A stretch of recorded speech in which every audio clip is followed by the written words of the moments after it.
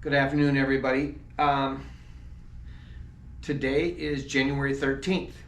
I'm going to start with first a trivia question, then a puzzle. What was invented this day? January 13th is when we're filming this, 1861. Actually, not what was invented, it was the toilet. Flush mechanism for a toilet. I need to know who invented that. Roger knows. Who was it? Mr. Crapper. Mr. Crapper. Thomas Crapper invented that. So, there you go. Okay. Which of the following president's mothers, by her own admission, did not vote for her son when he ran for presidency of the United States? Number 1, John Fitzgerald Kennedy. Number 2, William Jefferson Clinton. Or number 3, Thomas Woodrow Wilson. Roger doesn't know that one. I mean, he's dumbing it down a little bit for us there, folks. He knows Thomas Crapper, but he doesn't know a presidential question. Which one of these mothers did not vote for their son? JFK, Bill Clinton, or Woodrow Wilson? The answer is Woodrow Wilson. Not because Woody's mother didn't like him. It's, believe it or not, for all you youngsters out there, until 1920, women were not allowed to vote in this country. And because Wilson's term ended before women had the right to vote, she could not have legally voted for her son. So 1920 is not that long ago, folks. And our country's kind of in the middle of a civil war right now. And I think it's important that, at least at Ridgepoint here, we keep our heads and just try avoid any super heavy discussions on things like that. But it's sad. We've been in bad states before. We'll get out of this one. Next Monday is a big day in the state of Minnesota for us. That is the day that the Minnesota Department of Health is going to release guidelines for Group 2, Group 1B, I believe. I think that is, whether or not we're 1B or not is just a contradiction in terms. The point is, our group, the one 65 and older, will be getting instructions next week on how to get their vaccine. That's very important. It's a day we've been waiting for a long time. If you believe what you hear on the news, there's quite a stockpile of vaccines, and it should, once I think they pull the trigger to say yes, they're going to do it, it's going to go quite quickly. So between now and next Monday, certainly get a hold of your healthcare providers. If you're with Allina, call Allina. If you're with Fairview, call Fairview. Health Partners, whoever it is, get a hold of them, call your doctors, pharmacies, let's find out so that you're ready. We are at Ridgepoint trying to organize a way to distribute the shots here, but like I've said last week, and if I've talked to any of you, in the hallways over the course of the last week or two, it's plan as if Ridgepoint isn't going to be able to accommodate you. I don't want you to think that we'll have a clinic set up down in the atrium and you all get your shots there.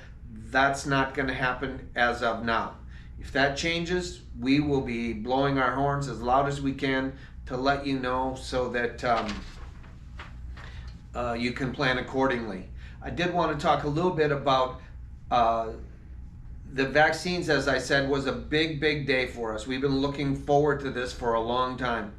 What we think the introduction of the vaccines will do, it will allow Ridgepoint to open up, become part of what we used to be in terms of much more social activity. And we'll be able to maybe get more people on the van to open up different rooms. We're not sure how that's going to happen, but one thing we do know, or we think we know, is we're going to ask for proof of a vaccine. And if we open up the dining room, we're going to only allow people in the dining room that have been vaccinated. At some point later on in the year, after everyone has had a chance to get a vaccine, I'm not so, and we say, okay, we're going to open up the dining room. At some point, we're going to say, we don't need a proof of vaccine. Everyone that wants the vaccine, has had a chance to get it, has gotten it. Once we get to that point, there will come a time when we'll say, oh, you don't have the vaccine? That must indicate that you don't want it. You're going to assume that risk, and we're just going to open it up, and we're not going to be able to track or follow or do any of that stuff. So that's our plan, tentative. And if you've been along with us for this whole ride, and I know almost everyone has, the one thing we know is everything is uncertain. Everything can change in a moment's notice. We're getting these vaccines, and we don't know. We think, we believe, that after a day or two, the vaccine will help keep you safe. The second vaccine, which you're to take 3 weeks after the first one, supposedly will add longevity to the vaccine. How much longevity to it, we don't know. Is it going to be like mumps or measles or chickenpox vaccine that you get it and it's good for life, or is it going to be like a regular flu shot? These are all questions that we need to have answered, but what we do know right now is on Monday we're going to hopefully get a plan for vaccines. As Roger and I were talking here this morning or this afternoon, we believe there's a huge, not a huge, but a large stockpile of vaccines, so that they may start vaccinating our group next week. It also sounds like some of the biggest problem is going to be having people to help administer the vaccines. I was talking to a resident today, and I won't use his name, but he's a retired dentist, and he was saying he could give shots. So what I might ask any of you that are nurses, doctors, or whatever, I don't know, maybe you could put your hand up and say, hey, I can give shots, or if you need a hand, whatever. In talking to this gentleman, he said you don't need a medical license or anything. You just need approval from the state of Minnesota that you can give the shots, or the Department of Health. So we'll find out how that goes. And as we plan for life after the vaccine, it's going to change, and for the best and for the better. We are in the process of enthusiastically looking for a resident services director.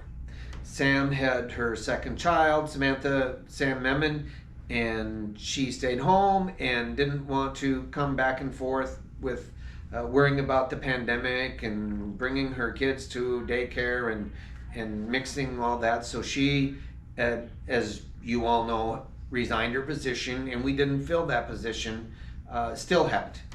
We ran an ad in December and then decided we weren't quite ready to pull the trigger on that. We are now. And so we're going to look for a new resident services director. We're going to need another van driver. Jake Ehlers, the van driver for many years, he retired. He wasn't ready to, he just wasn't comfortable carrying on with the pandemic and all that stuff, so he retired.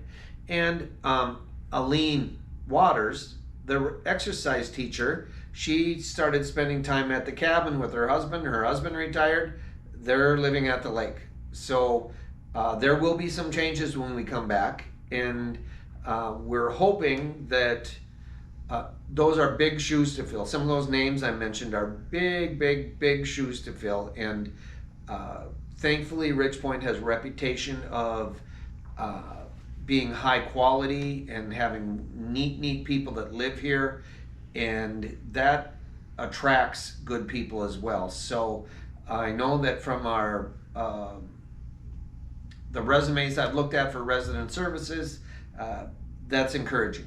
And we'll start doing face-to-face interviews in a week or so. We spend a lot of time on the phone when we're talking to these folks, and but there's nothing like a face-to-face interview, so you can really get a sense of their commitment, of their comfort being around people, their enthusiasm, all that type of thing. I've always said we are much more interested in attitude than maybe we are in experience. I look at our housekeeping department now, and it is so inspiring to see how our housekeepers have assumed responsibility, how they're deep cleaning and getting things done around here that haven't been done for years.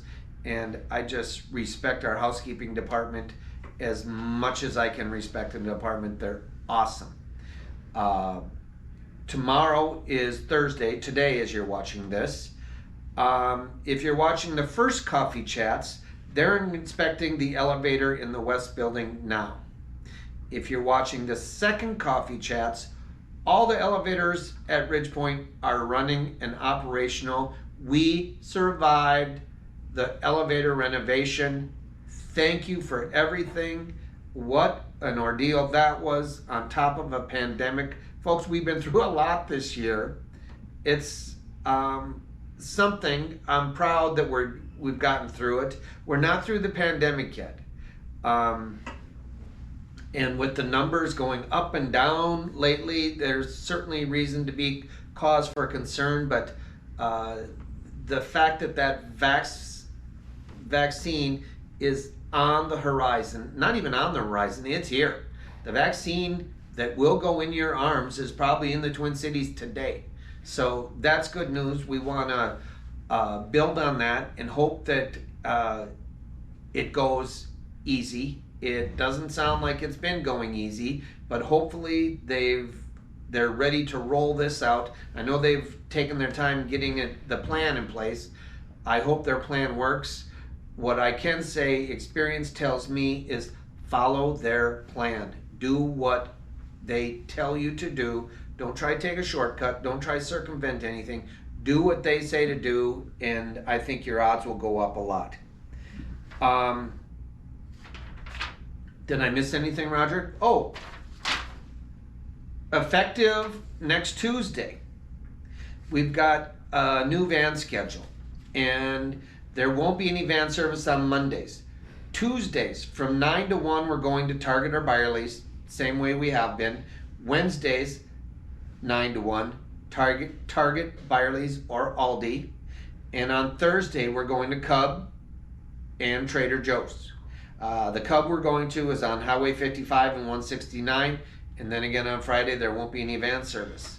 I think, too, that we'll find once the vaccine is in play, that people will use the van more, that things will just pick up, and life will go back to, it's never going to be the same. It really isn't going to be the same, but it's going to be a hell of a lot better than it has been the last 10 months. March 13th, we close the dining room down, and in 2 months from today, it'll be a year. So thanks for everything. I want to tell you a little Minnesota story. There's this young fellow that was working in the produce department at the supermarket. And some guy came in and goes to the young man, he goes, "I'd like to buy half a head of this lettuce." And the young guy says, we don't sell lettuce by the half a head. I can't do that for you. The guy persisted. He goes, "Come on, ask your manager. I just want to buy half a head of lettuce. I don't want it to go to waste." So the kid takes the head of lettuce and goes back through the push doors of the produce department. There is a manager, and he says, "There's some jerk out here that wants half a head of lettuce." And the manager looked at him, and his eyes got big, and the kid turned around, and there the guy was standing right there. And he goes, "And this fine gentleman wants to buy the other half." So the manager says, "Okay," sells him half a head of lettuce. And as the customer walks away, he goes, "Boy, that was pretty darn good. You quick thinking on your feet. where are you from anyway? He goes, oh, he says, I'm from Minnesota. Oh, why did you leave Minnesota? He goes, only prostitutes and hockey players are from Minnesota. And the guy goes, oh, my wife's from Minnesota. And the young kid goes, really? What team did she play for? Have a good week.